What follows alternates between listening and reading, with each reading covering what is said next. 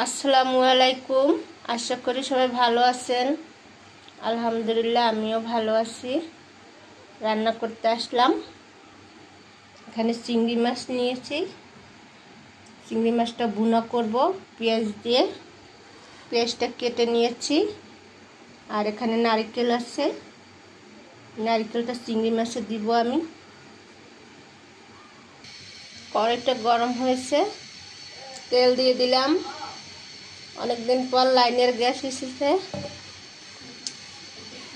অনেক দিয়ে দিলাম পেঁয়াজ কুচি।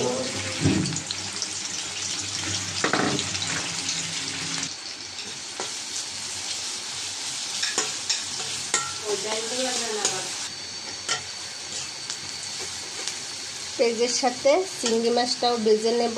দিয়ে দিলাম।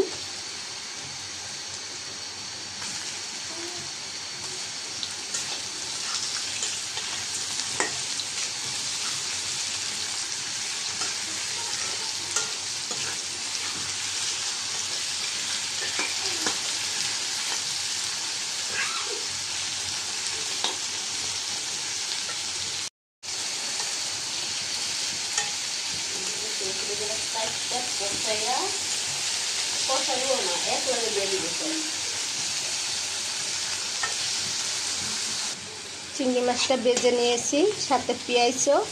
এখন আমি এতে একটু হলুদ, লবণ, আদা, রসুন এগুলো দিব। দিয়ে দিলাম রসুন বাটা, আদা বাটা, দিয়ে দিলাম নারকেল বাটা। একটু পানি দিয়ে দিলাম। 1 চামচ ধনিয়ার গুঁড়া দিয়ে দিলাম, মরিচের গুঁড়া, হলুদের গুঁড়া, লবণ। মশলাটা এখন কষাবো, সাথে চিংড়ি মাছটাও আরো কষিয়ে নেব।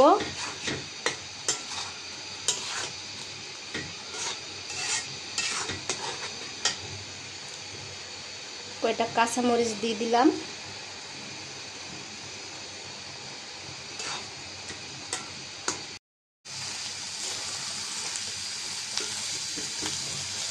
চিংড়ি মাছটা কষানো হয়ে গেছে। আমি এখন পানি দিয়ে দেব অল্প পরিমাণ।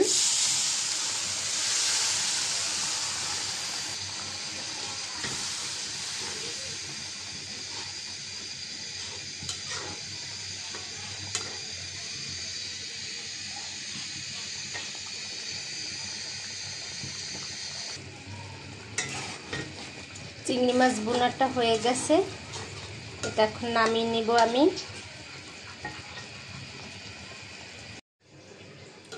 চিংড়ি মাছটা আমি ফ্রিজে তুলে নিলাম।